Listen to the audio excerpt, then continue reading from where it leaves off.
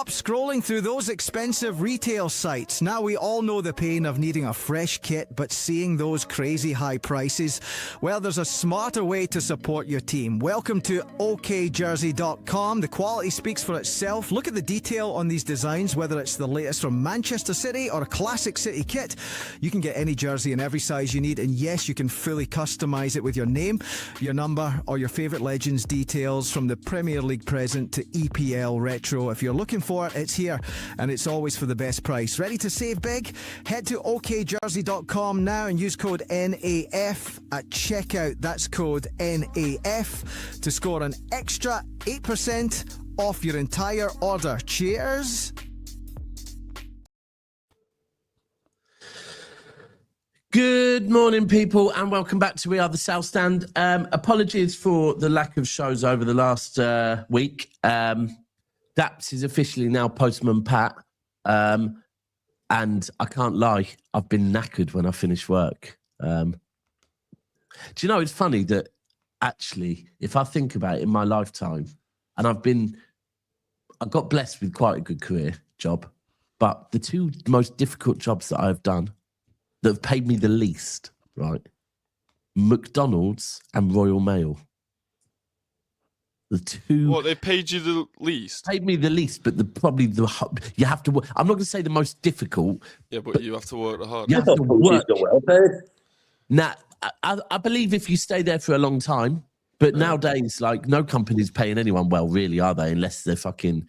But apparently the pension's good, but you manage your own time. And you get to see people smile. I was just saying backstage, no one's mad at a postie because you're bringing something to them. So yeah, the wrong thing. And I'll tell you what, Friday and Saturday was just fucking so many like flowers just delivering. I was basically felt like, yeah. How did he deliver the flowers? Because they can't be like wrapped up. No, they're in boxes, isn't it? They're in boxes. Oh, really? Yeah. You never got your missus a moonpig flowered moonpig or something. Not from the post office. I deliver them myself. Yeah. What? Exactly. Yeah. I hear it. Well, I actually had to on Saturday go and get flowers for my daughter. I always get my daughter flowers for Valentine's Day. Sweet. Yeah. But yeah. Wait, Dabs, can I just ask you something rapid? Do you post stuff to your own house? No, so I really want, so you get given postal areas, and I've been given MK41, which is the other side of town. But on Saturday, I got given my own postal area. So I was round here, but it was a slightly different side of Kempston. Oh. But you know what it was? It's one of them really. So I usually do about 9,000 steps doing the job a day, right? But on Saturday, I did 15,000, right? And it's because... Is that just from walking up everyone's driveway, isn't it? Yeah. Yeah, but this is what I was going to say. Houses.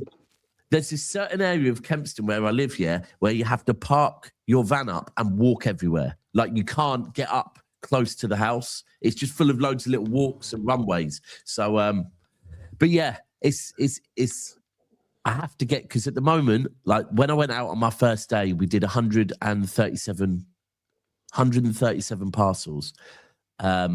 Then my first day by myself, I did 40. Saturday, I did 60. But I need to work up to get into that 100 mark. But it's knowing, like, the guy I went with, he knew, like, he knows every road. He doesn't use his sat-nav, whereas I was having to use my sat-nav to find some places. So anyway, let's talk City. Let's talk... By the way, the FA Cup draw hasn't been done yet, has it? 6:30. 6:30 today? Yeah. Who's left in it? Arsenal, Liverpool? There's no one really out that... No. Well... United. No one really. United. Burnley were probably the biggest upset. We must continue to remember that United are not Palace in the are FA out. Cup. That was a big upset. Today, fucking hell. But yeah, I mean, it was a weird game, I guess, because we went into it. Ultimately, last game we played against a lower league team, Exeter, we won 10-1. Was it 10-1 against Exeter? Yeah. Last year against Salford, we battered them as well, right? 8-0 or something like that, wasn't it? Yeah. Chelsea is still in it as well. You're right. So I guess the expectations were fucking and we wanted to be entertained, right? We weren't. It was a bit of a dead game, wasn't it? Weren't really that entertained, were we? No. My mate. I mean, admittedly, I listened to it on the radio because I was out being Postman Daps. But my mates that went said that from minute one, you could tell the players were it was very half-hearted performance. I thought up until they scored the first goal, I thought they were going for it. You know, they were very quick. What? Sorry, didn't we score in the 5th minute? Yeah. Well, it was no G, but up until that point, I thought they were going to run him up. So up until the 5th minute, Yeah, but then once they scored, it just seemed to go freaking. Well, up until Guehi scored, it was just awful. Yeah, you would have thought against like someone like Salford, you know, the likes of Reinders and Foden that have been a little bit inconsistent, a little bit, you know, not looking up to scratch. You would have thought that they'd really, you know, have the time on the ball and be able to, you know, showcase their talent. But just didn't really work out like that. It's a bit of a weird one, isn't it? I don't think any of the starting 11, bar Trafford, ironically, did themselves any favours about getting into the sort of starting 11 over the rest of the season. But, I mean, is it that or are we right? Would Pep have said to the players, "Go out, win the game, but you know, I don't want to say don't work too hard because I'm sure Pep never says that to the players, but you know, try and save yourself a little bit, save some energy because there is. I think there is truth in that. I do think Pep does do that in some games because of the fact that he knows that, you know, right now we've got fucking 6 days off, 7 days off, which is rare for us. But some of the performances were actually a bit poor, weren't they? So, they were. You know, so it kind of makes you think that it wasn't just trying to save themselves a little bit. Like we did just look a bit, but maybe we were just like, you know, it's against Salford City and we're all just not really properly in it. I'm sure, you know, if it was against flipping Liverpool or something like it was at Anfield, you know, it's a completely different. Yeah, it doesn't. Do you know what? It's weird because although it wasn't an entertaining performance, I don't. Like, for me, I'm not worried at it. It doesn't make me think, oh, shit, this form's going to carry on into the Premier League because I do think, like, this group of players right now will know what the focus is on for the next... I mean, well, the Champions League starts again soon-ish. But, yeah... I don't think that whenever he brought Guehi and who else came on there sort of with about... Rodri. When Rodri came on, the game changed. Yeah, I don't think Pep wanted to do those subs, to be honest. But the fact that, I mean, I was watching it in the pub, and the commentator said after about 40 minutes, City had something like 89-90% possession. Yeah. Now, to create the best part of nothing. Yeah, Like, granted, if there'd been VAR, Marmush's goal would have stood. And do you know what? It's so because this is what frustrates me with Marmush, right? As well, by the way, because I wanted to talk on it. So firstly, and this is where I find Marmush so frustrating, right? That he can score goals like that, right? He can score goals like the goal against Bournemouth. He can score goals like the goals he scored against Newcastle last season, right? But then he has like some quite easy chances and fucking puts them straight into the keeper's hands at times. Yeah. It's very inconsistent, I would say. That's the thing with Marmush. Very inconsistent. But that was an absolute worldie, and he was onside. Oh, he was, great ball as well from great pass. Kushnov. Yeah, bro. And again, this is the thing. We need to talk about Kuzanov's passing, you know. Yeah, because people push this narrative that he's not good on the ball, and you know, he's just like a one-trick pony in his last-ditch tackling and stuff like that. But he's got flipping top ability playing balls over the top. It's like him and Guehi together playing those balls over the top to Marmush, Semenyo, Haaland. Like, I think that could be a real threat. And so accurate as well, like into the space. It was really good to see. Yeah. Just seen this comment. Thank you, Taurus. Pep Guardiola, on Wednesday afternoon, I want to see the players ready and focused. When you arrive in the last 3 months at the end of the season, every game is a final. Do you know what? And I think I remember last season, right? It was round about, no, not last season, sorry, the season before, so the four-peat season. I remember Rodri, before an international break, saying the managers said to go and enjoy our international football, but to know that when we get back, this is where the business end starts, and that we must be very focused. So I guess they've been given a couple of days off, which is nice and rare for them, for the City lot. But I do think Pep's right, because it's so interesting when you look at this season and other seasons. People have been giving me stats recently, and have you seen there's one doing the rounds about how many points Arsenal have lost in the last 12 games of every season, and how many points City have lost, and the amount of the City lose so few points in the back end. Like, it is a real thing when it gets that back end of the season. City don't lose. I mean, of course, last season we lost a few more, but even last season it wasn't that many more, right? And I think it worked out that Arsenal in the last 12 games of the last 4 seasons have lost 12 points, so they're losing a point a game. Yeah. On average. And I was looking at something, right? Treble season. We went on an unbeaten run from, I think, the game that was on. I think we played Nottingham Forest on something like the 18th of February, and we drew away, right? And then it was after that in the league we went unbeaten until the final game of the season, right? So we are now at this point is where Man City usually switch on, and ultimately is this Manchester City able to switch on? The one thing I think, Steve, I don't know if you guys have seen the rant that Steve did that's doing the rounds on Big Six. I think I might have done. Right, he's so basically he's laying into Arsenal, and he's saying, you lot like to Turkish, you lot are not. And it's funny as fuck. He's talking about, you can be dancing around with crowns on your head in October. You can have a cigar. You can have a cigar in your mouth. I'm going to see if I can find it, right? But he's brilliant when he gets started. Yeah, but ultimately, the message he says is spot on, right? And the message he's ultimately saying is, you lot are not as good as you think you are. That is the message, right? I don't. That's the message. The message is, and that's where I totally agree with him, because this Arsenal team, we've been told, right, are, could easily do a treble, fucking as good as the Man United teams that did the treble, as good as the City teams that did the treble. Literally, they're being put up as one of the best Premier League teams of all time.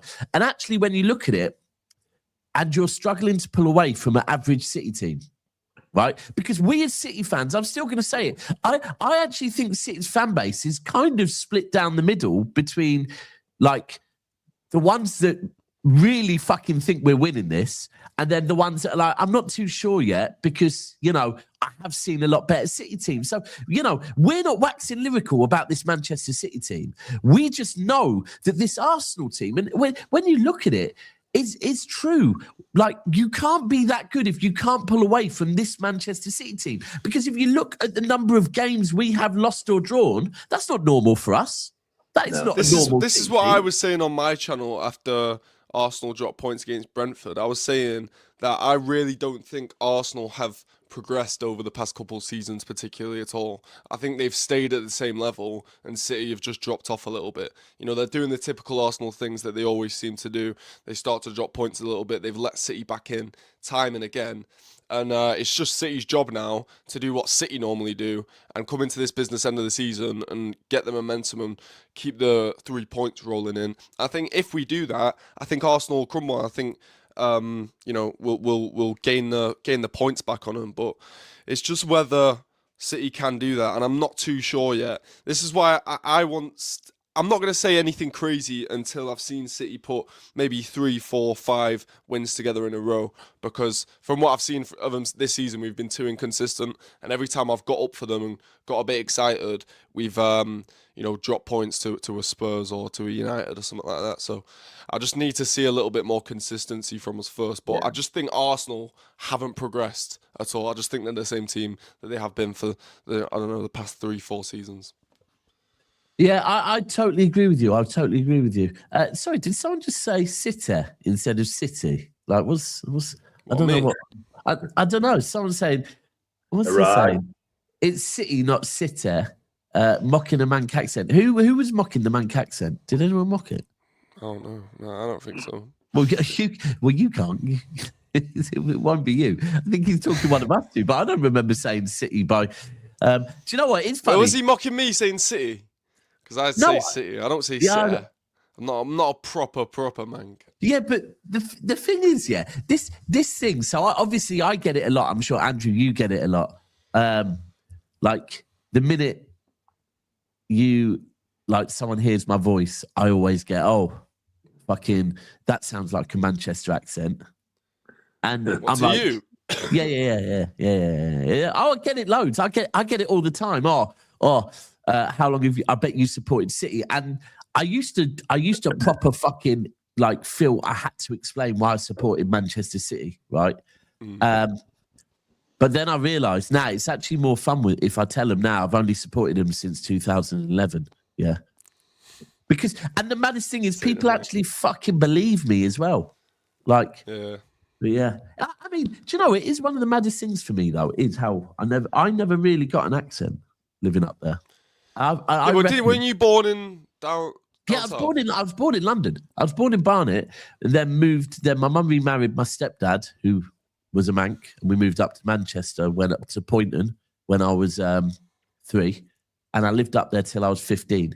Really? Oh, so I was up there 3 for quite, to 15. That's 3 to 15 is quite some time. But I personally think it was because I was around my mum and brother who. But Poynton's not really proper, mate. I reckon if you lived of course, I wasn't going to get a fucking. I wasn't going to get a fucking Mustang accent living in Poynton. Of course not. Yeah.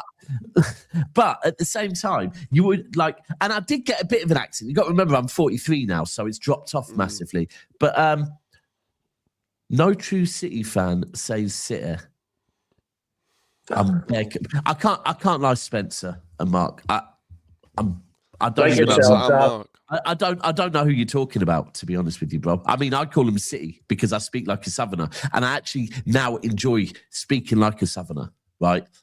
Because it pisses people off, and I know it fucking I always know we're doing something when rivals, when rivals bring up stuff so say I do a post and it's talking about,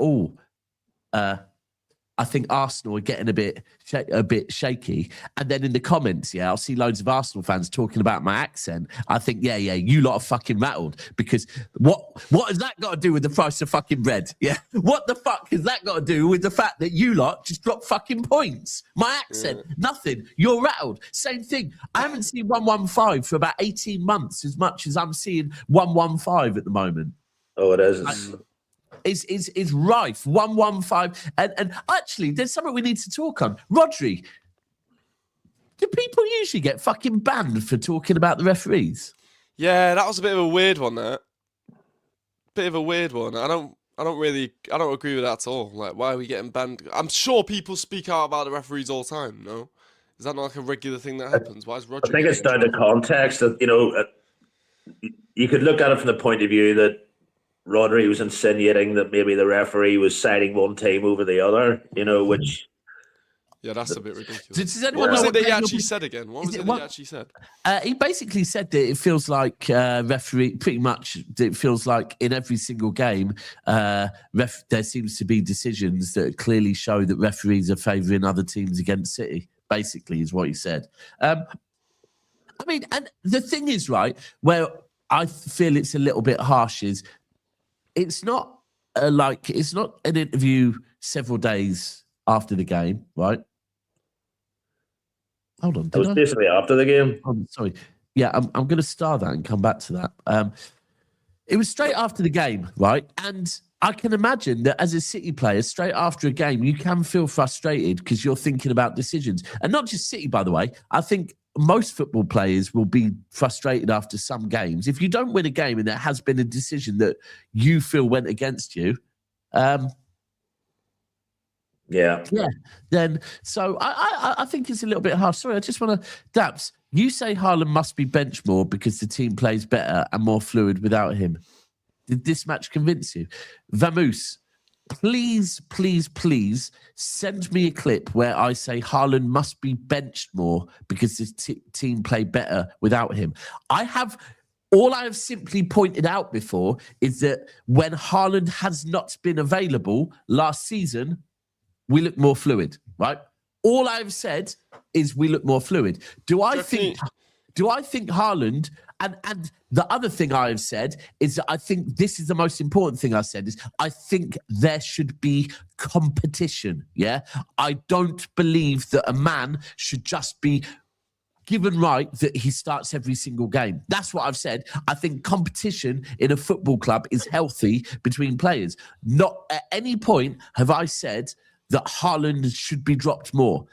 I personally would start Haaland most games. However, in certain games, like games at the weekend, yes, I do think trying a different front three is good because I certainly would not be doing it in other games. So, Marmoush, look, my thing on Marmush is, like I said, he confuses me because he can score absolute bangers, but then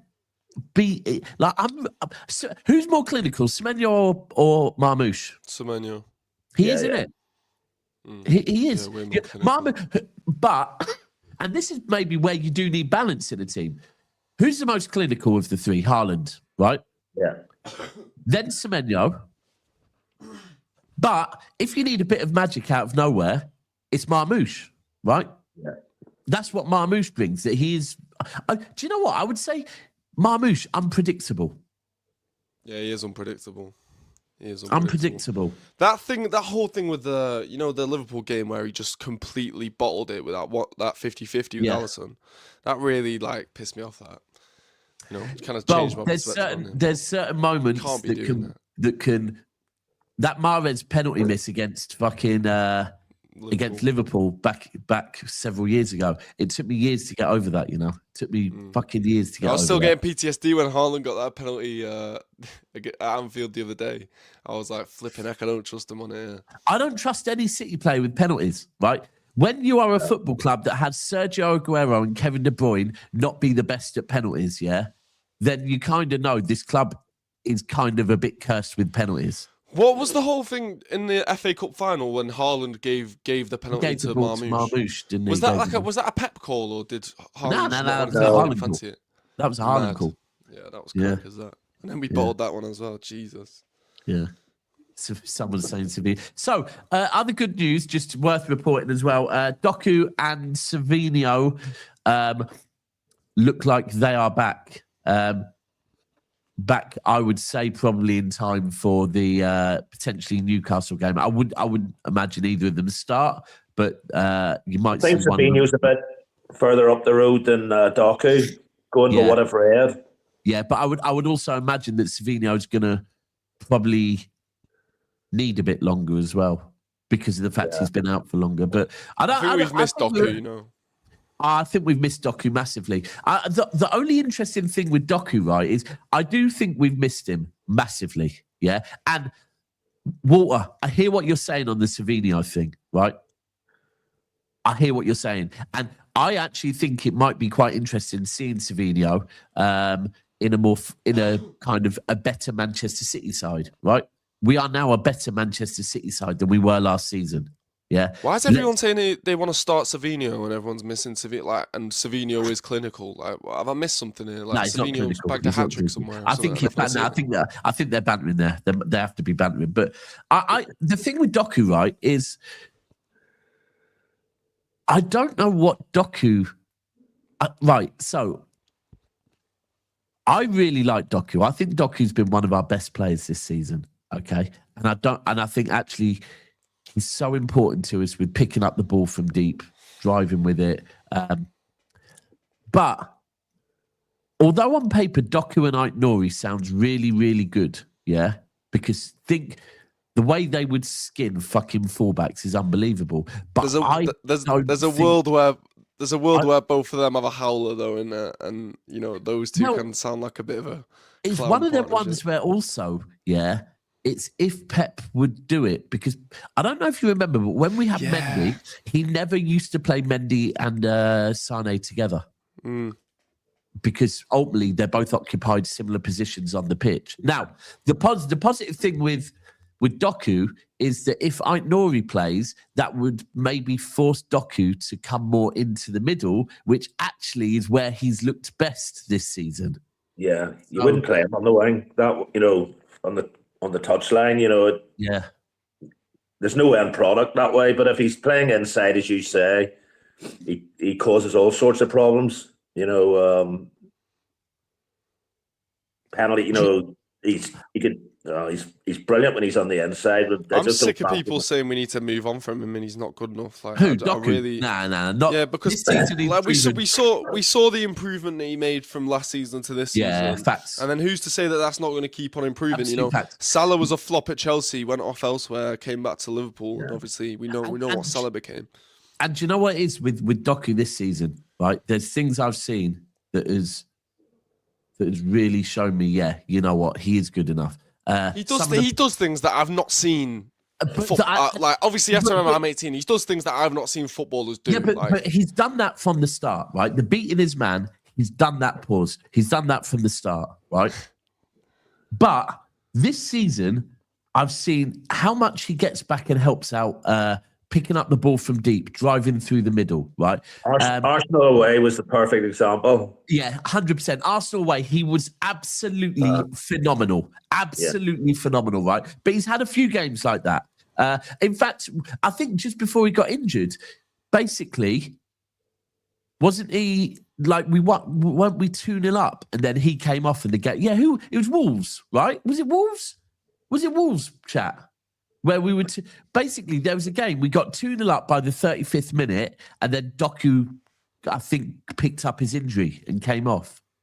And basically that was it. The game was over. But this is what I mean. Like in certain games, you need someone like Doku who's just going to inject a little bit of magic, a little bit of energy. And Doku brings that, and he's brought that since he's arrived at City. I don't know. I don't know why people look at Doku and think that, or don't get excited by him and think he's not good enough. I really don't get it. I think he's great, and also he started to put crosses in the box and he's looking more dangerous. He's probably. I would imagine he's scored. You know what pisses me off, right? Actually, you know what pisses me off? People look at Semenyo and he will get the goals and assists, but he isn't a constant threat all throughout. No, I hate you on that. And people get frustrated about that, and then they'll look at Doku and he doesn't particularly get all the goals and assists, but he's a constant threat down that left hand side all game, right? So what do we want? You know what I mean? Like, what do we want? Maybe. Having Semenyo and Doku together in the same team, they're gonna take bits from each other's game and hopefully improve each other. Like, I feel like Doku having Semenyo around could potentially, take things from his game and increase his output a little bit. You know what I mean? Like develop his game a little bit. Let's filter by Premier League. I just want to have a quick look at something. I think there's a lot of similarities between Semenyo and Doku, to be honest. I don't think Semenyo's that great on the wing either, but whenever he comes inside, they're both far more dangerous around the 18-yard box and sort of 30 yards around it, So, if we're talking output, first season in 29 games, Doku got 3 goals, 10 assists. Second season, he got 3 goals, 6 assists. Third season, this season, he's got 1 goal so far, 1 league goal, and 6 assists. So, look, for me, he does need to step up. Like, that is, Semenyo's already scored more goals for City than Doku has this season, right? I think Doku for me, weirdly, his role as a ball carrier is absolutely massive, because that gets us up the pitch a long way. And in certain games, all you need, I always talk about this, is someone to just fucking grab the ball and just fucking run with it, right? And you either get fouled or you create something. I think, but the other thing we've seen with him this season is his passing. Jeremy Doku's passing, is not as bad as fucking people think. So I don't know. It's not bad at all. It's really good. Yeah, it's good. It's very good. It's very good. But yeah, I do think we miss him. But it's interesting to, when Doku comes back, you know, what does that mean? I just can't believe he's such a polarizing figure. I think all it means for Semenyo is that Semenyo moves onto the right, onto the right, or they get rotated a little bit more, and Cherki maybe comes onto the right at some games and Semenyo on the left. So in that case, I don't think it's just one or the other. So in that case, Marmush becomes a backup for Marmush Haaland. has to, Marmush has to kind of. So Marmush is a backup for Haaland. Cherki, I guess look. The most important thing is, to win leagues, you need a squad, not a best 11, right? And that is what we've got now. Just want to talk on Guehi quickly. Well, he did what he had to do. Well, yeah, did what he had to do. Got a goal as well. Yeah. Perfect start from. I feel like for Guehi, it's a pretty perfect start at City. Mate, Guehi is absolutely amazing. I love him. Has he surprised you? No. Yeah. He surprised me because I didn't think he'd come in and I didn't think he'd come in and do what he's done so quickly. He's literally taken to it like a duck to water. He looks like he's been here for years and years and years. He looks like, maybe what Diaz should be consistently. I don't think Diaz is really consistent all the time. I think, Guehi's just not put a foot wrong at all since he's come into the side.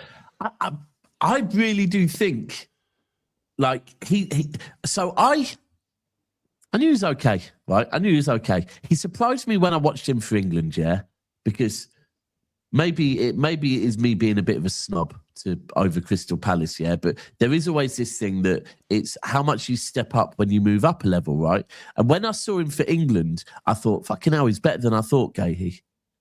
But watching him for City, he's better than I've seen him for Crystal Palace or for England. And why? That's because Pep is ultimately getting the best out of Guehi already. He's allowing Guehi to come into the middle, and he looks so composed on the ball. So LB said it on Friday, how calm he looks. Yeah. He's just a perfect professional, isn't he? Yeah. And I don't think he's even reached the ceiling yet. No, I mean, can't have, right? No. I think, this time next year, we'll be eulogizing him. I think he could honestly be like Van Dijk at his pomp. The way what? On the ball. I didn't want to say anything too outrageous, but I know what you mean in terms of the feeling around him. He's just such a Rolls Royce of a centre back. He feels like that upper echelon of centre backs when you look at it's crazy to throw these kind of names around, but that's what it feels like. Don't get me wrong. I don't think he's at that level yet, but I think he can be. Can I make a request?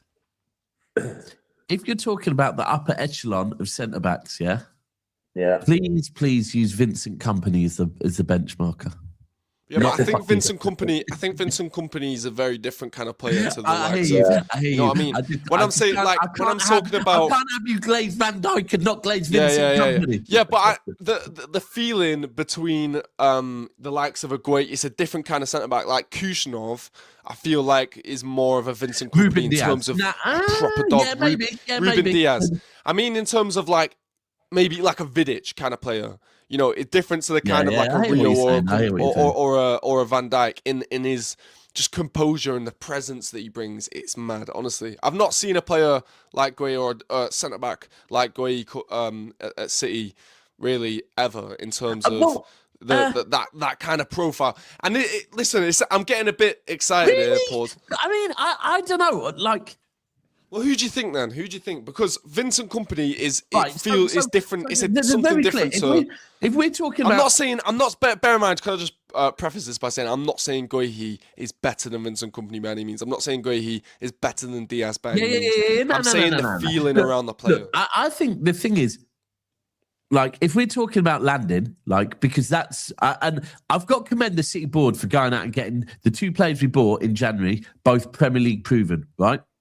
Both of them. But if we're talking landing at a club, then, you know, people told me, oh, yeah, Laporte, because Laporte did come in and, you know, I'm pretty certain he came in and we won the league that season. However... Yeah, we got 100 points that season. He came in January, didn't he? Yeah, so that was a smooth landing, right? But at the same time, joining a team where we were in January, we're going to win that fucking league anyway, right? It was, you know, Laporte didn't come in and do too much.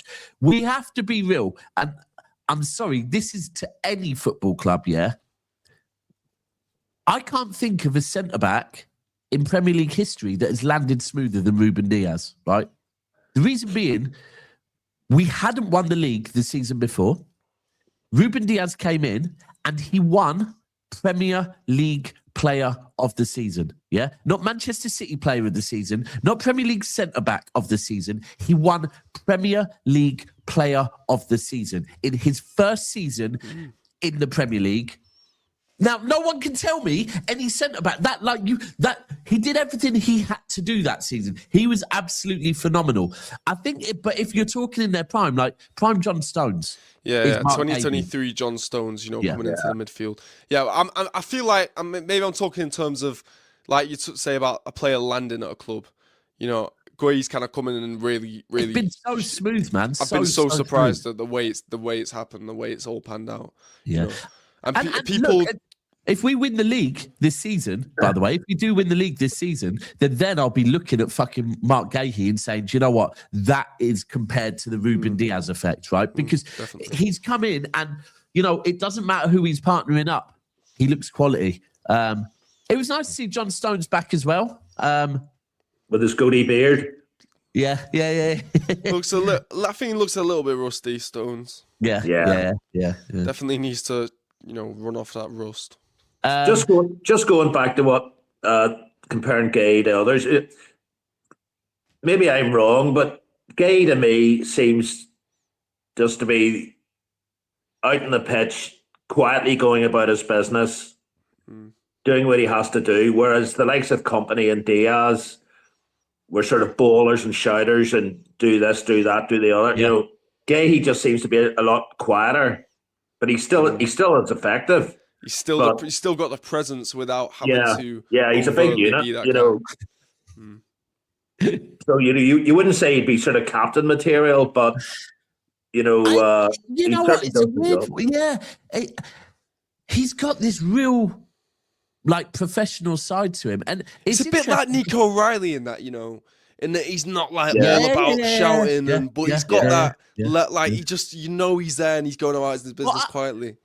And I just think with him as well, right, is there's going to be points like, I mean, for example, where with all due respect to Crystal Palace, you know, Crystal Palace are a lot smaller club than Manchester City.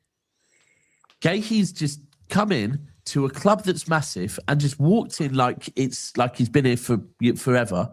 And it's like water off a duck's back. Like nothing seems to phase him too much. He's just a professional who likes defending. And I don't know, it's like he's right now, this is pressure for him, right? Because he's gone from playing at this level to playing at this level. He's never been in a title race before. He's just been thrown in the deep end of a title race, right?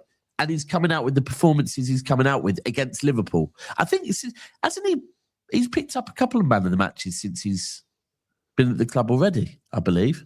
He has. Now, and the question is, I know, and again, I'll go back to it. I know we need squads to win leagues, but do you think that when Vardiol comes back, do you think that Guehi is still going to be kind of like one of the first names on the team sheet? I think Vardiol's going to be left back. Yeah.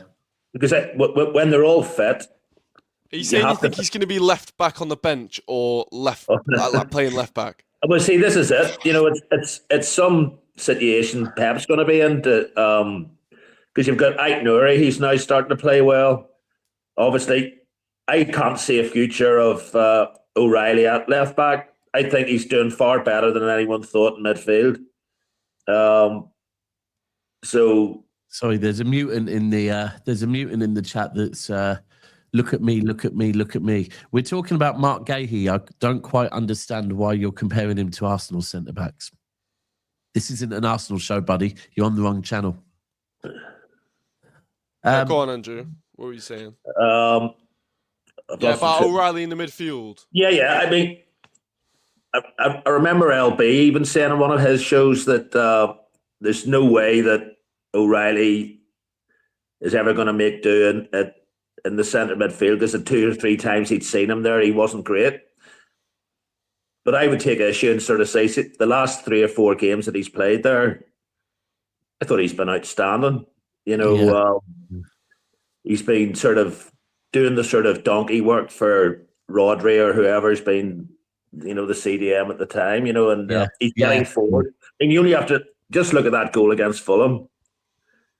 Yeah. That goal was absolutely outstanding. That from the build up from Nunez all the way through, then the 1-2 with Semenyo, and he's still keeping on running. Do you know what? I feel like, and I was wrong, because, there's been quite a few people in the chat that have been for a while saying O'Reilly, we should play O'Reilly in the middle of the park, play O'Reilly in the middle of the park. And I was saying, why? Like, why? He's playing well on the left, leave him be. And now he then played a few games as DM, looked good, right? And now, like recently, he's been kind of played in more of a box-to-box role, right, against Liverpool. I would say it was more like a box-to-box role. And he's a lot more physical than he looks. Oh, bro, this is a thing. We have to remember, this player by trade is a cam. He's an attacking midfielder, right? That's why in front of goal, he's fucking more than comfortable to shoot. Yeah. This guy's an attacking midfielder.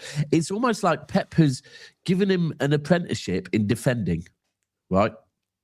And now that, we do have Ike Nouri back, and you are right, because when Vardiol comes back, there's a strong possibility that Vardiol does move into the left-hand role or it will be rotation between him and Ike Nouri, potentially. It does then mean that, and O'Reilly, for me, is, who can I compare him to? Right. I don't think you think he's quite a unique kind of. Yeah, I don't think there's many people compare him to, but he's a very important cog, I believe, in this Manchester City side, right? That's key word, that cog. He knows how to play the Pep system already, right? He's only 20, but he already knows how to play the Pep system. And getting the fucking ball off this kid is difficult as hell, man. It's so, the guy's it's mad because he's physical and technical, right? And I still am there thinking I don't rate him enough.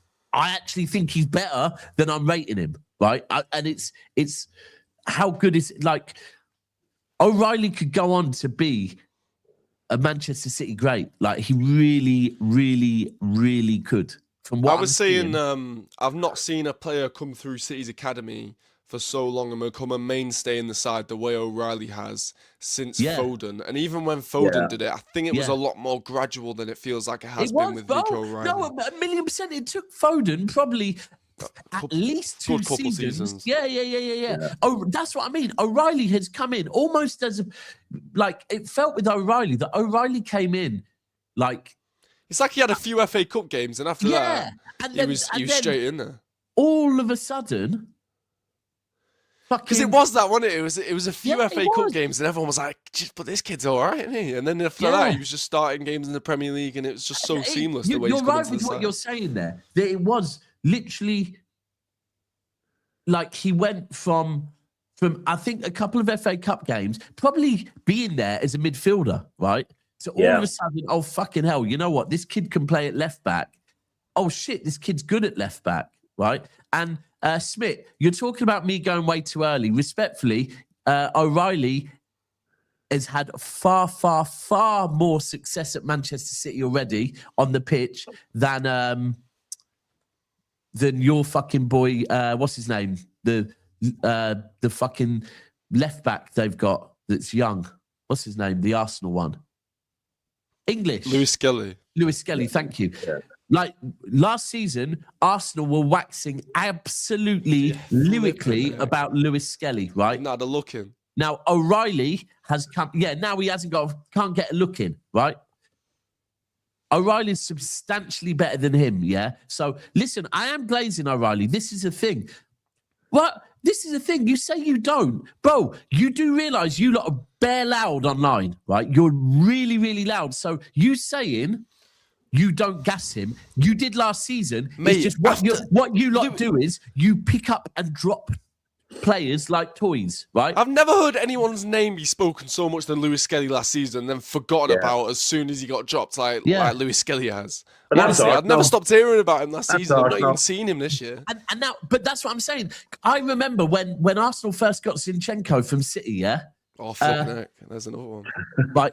When they got Zinchenko, that first season, they thought it was unbelievable. Next season, they're screaming they wanted him out of the club. And, just say this. Lewis Skelly is our third choice left back, Daps. Yes, he is. Nico O'Reilly is our utility player. He's not. Our first choice left back is Aït-Nouri, yeah? Vardio is our second choice. O'Reilly's a young kid that's an attacking midfielder that got put in at left back. So how about you behave, bro? You know what? I was looking back at... I was bored last night, and this is a bit sad. This just speaks volumes about what I do in my spare time.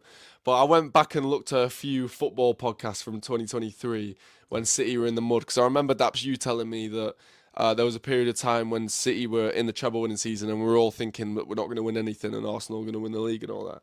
And I went back and looked at it and all these Arsenal fans were like talking about what's the problem with City, and it's like, well, you know what it is, they've lost Zinchenko, they've lost Jesus, and they didn't realise how much that would actually have affected them. And I was just sat there flipping laughing thinking to win the saw that. I've seen that before. I actually had, they were saying that, weren't they? But no, the other thing just wanted to talk about here we go. Sorry. Yeah, that's spot on. Spot on. Smelly's career highlight is Haaland's celebration. Yeah, absolute fact. Absolute fact. And the maddest thing is with that, like I keep saying, the way Arsenal fans act, you still don't get what stay humble means, right? Because let me just explain what stay humble means to any weird Arsenal fans that are deciding to watch a City chat. I would imagine they're young and they want interaction, so they think coming on and rage baiting is the best way to get interaction. But the way City fans speak on Zinchenko was a disgrace. Right, okay, listen, mate. I can send you fucking multiple videos from the last day of the season when he played his last game at City where we were showing him so much love. So you don't know what you're talking about. Can I just say... Hold on, you lot screamed for that guy to get out of your club, okay? City fans did not do that at all. No. And as for... and chew up and spit out players. It's called winning leagues, bro. At the end of the day, if we get rid of players because they're no longer fit for purpose, yeah, that is right. That's how football is supposed to be done. That's how you win things. On that Zinchenko thing, I don't think many City fans wanted him to go at all. No, all I was saying there was that it was funny that the way he went to Arsenal, and then it happened to be that Zinchenko wasn't Arsenal's level. There's one reason, and one reason only, why Zinchenko went, right? Zinchenko went because Arsenal offered him a substantially higher wage, right? He was on a low wage at City. I personally feel we should have paid Zinchenko more money. Yeah, I do think we should have paid more money. I think he was on something like 15 grand a week. Yeah, which when you look at, I think he instantly moved up to about 80,000 at Arsenal or something. So same with Jesus as well. But anyway, his pass for Rodri's goal in that Villa game was just sublime. Oh yeah, it was amazing. Yeah, he was vital in that. He was vital. Yeah, he was. Look, Zinchenko was a good player. Zinchenko, like O'Reilly, actually, there's one to kind of... They're both players that actually are attacking midfielders by trade, yeah, that got played as left-back. So both of them can invert very well. So actually, on that note, and Zinchenko was a little warrior for us. I love Zinchenko, man. I really did like Zinchenko. He's a proper battler, wasn't he? Proper. You know what? He cared. And in life, I like people that care. I like people in any walk of life that care. And he cared. Similar, Jesus is similar. They're very similar kind of profile. Yeah. Next one to speak on is... sorry, I need to order my Uber in a minute. Next one to speak on, just quickly, was James Trafford. Yeah, I love James Trafford. I love him. I think he's great.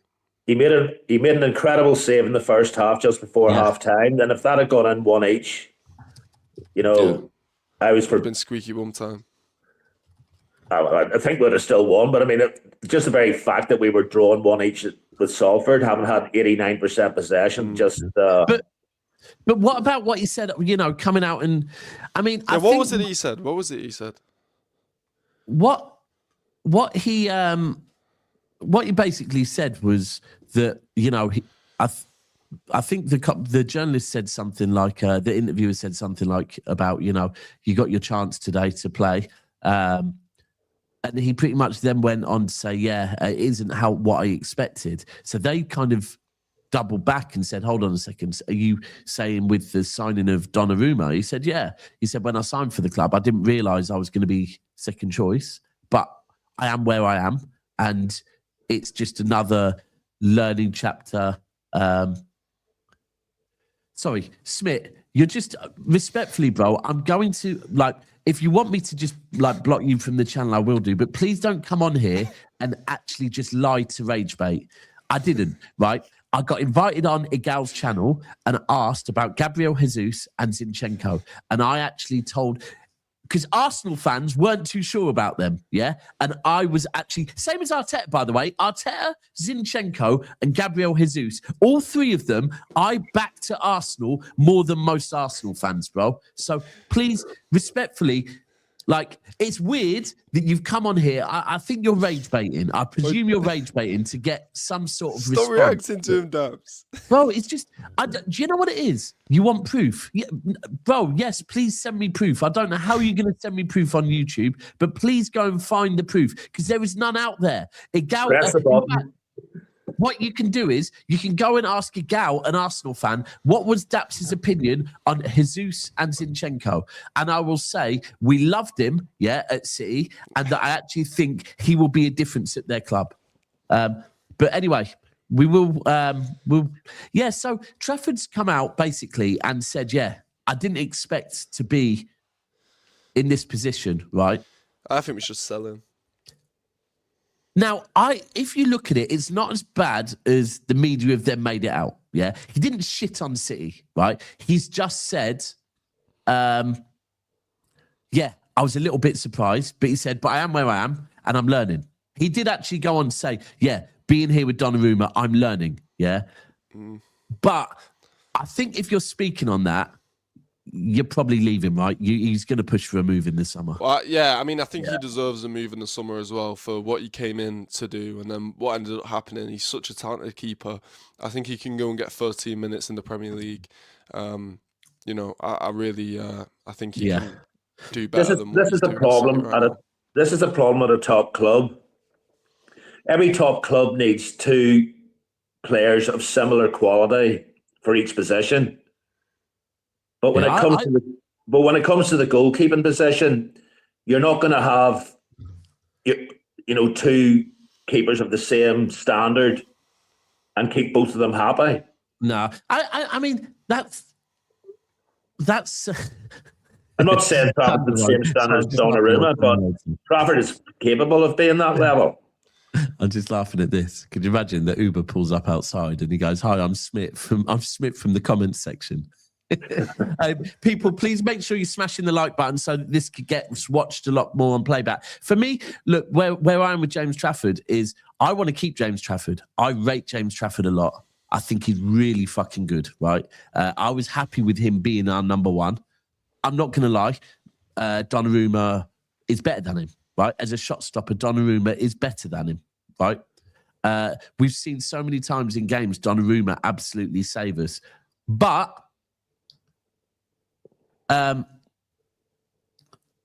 sorry, I've got to address this. The thing is, say for talk's sake.